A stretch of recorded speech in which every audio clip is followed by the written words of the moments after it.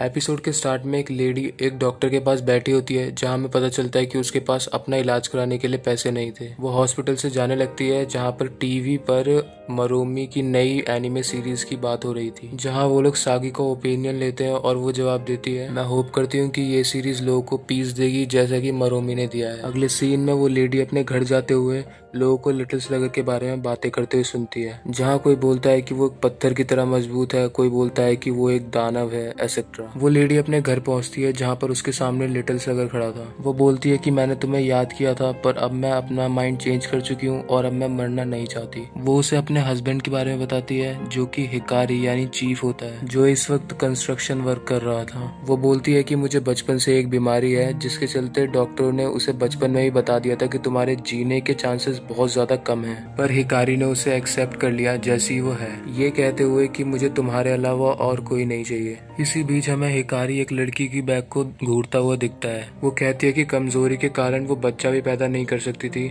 पर हिकारी ने उसे गले लगाकर कहा हम सारी प्रॉब्लम्स को साथ में फेस करेंगे। इस कहानी के दौरान लिटिल स्लगर उसे मारने के लिए तड़प रहा था, पर वो अपने पेशेंस को बढ़ाता है और कंटिन्यू रखता है स्टोरी सुनना। वो बताती है कि मैंने डिसाइड कर लिया था एक परफेक्ट वाइफ बनने का, पर हिकारी अब उससे बहुत ज्यादा दूर रहने लगा था, जिससे अब वो बहुत ज्यादा अपसेट हो चुकी है। इसे सुनते ही लिटिल स्लगर का साइज बहुत बड़ा हो जाता है। अगले सीन में हमें पता चलता है कि हिकारी मल्टीपल जॉब्स कर रहा था, इसलिए उसके पास टाइम नहीं था। यहाँ दूसरे काम पर जाते वक्त वो रास्ते में पड़े मरोमी की चेन को उठा लेता है। वो अपने काम पर पहुंचता है जहाँ पर उसे एक आदमी मिलता है जिसका नाम हिरुकाए था और वो उसका पुराना दोस्त भी था। यहाँ हमें ये भी पता चलता है कि हिरुकाए पहले एक चोर था। अगले सीन में वो लेडी बताती है कि एक दिन बहुत ज्यादा खुश होकर हिकारी ने उसके खाने की तारीफ भी करी थी, जिसे सुनते ही लिटिल स्लगर बहुत ज्यादा फ्रस्ट्रेटेड हो जाता है और घर का सामान तोड़ने लगता है। वो उससे कहती है कि तुम्हारे केस की वजह से ये सब कुछ खत्म हो गया। अगले सीन में हिकारी हिरुकाए से बोलता है मेरी हंसी छूट गई थी जब मैंने तुम्हें पहली बार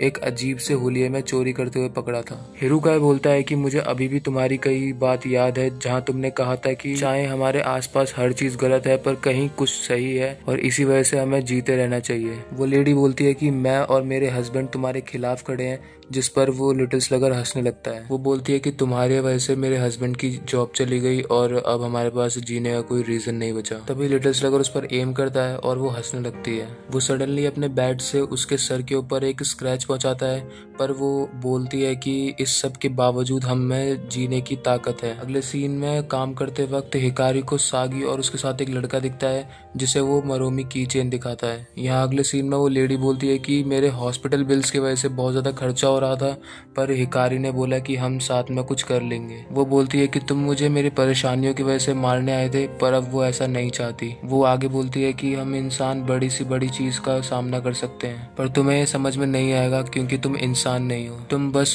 परेशान लोगों को मारकर सोचते हो कि तुम उनकी परेशानियां दूर कर रहे हो। तुम्हारी तो एग्जिस्टेंस ही एक धोखा है और तुम और मरोमी सेम ही हो। तभी वो घर उसकी इमेजिनेशन में गिर जाता है और लिटिल स्लगर भी वहां से चला जाता है। हिकारी बियर शॉप में हिरुकाए से बोलता है कि एक बार मैं मिशन के लिए 7 दिन के लिए घर से बाहर गया था और मेरी वाइफ ने 7 दिन मेरे लिए खाना बनाकर मेरा इंतजार किया था। वो आगे बोलता है कि मैं तो कॉप तुम जैसे चोरों को पकड़ने के लिए बनना चाहता था। यहाँ उसे वही मैच बॉक्स मिलता है जो कि उसे हिरुकावा के साथ बियर शॉप में मिला था। जैसे ही हिकारी बाहर आता है उसकी इमेजिनेशन में सब कुछ 2D पेंटिंग जैसा हो गया था और वो एक चोर का पीछा करता है, पर वो गायब हो जाता है और तभी उसे वहां पर एक मरोमी की चेन मिलता है। लास्टली एक स्ट्रेंज पर्सन उसी लेडी के घर जाता है, जिसे देखकर वो बोलती है कि मेरे पति अभी तक घर नहीं आए और यहाँ पर ये स्ट्रेंज पर्सन और कोई नहीं बल्कि मानिवा था।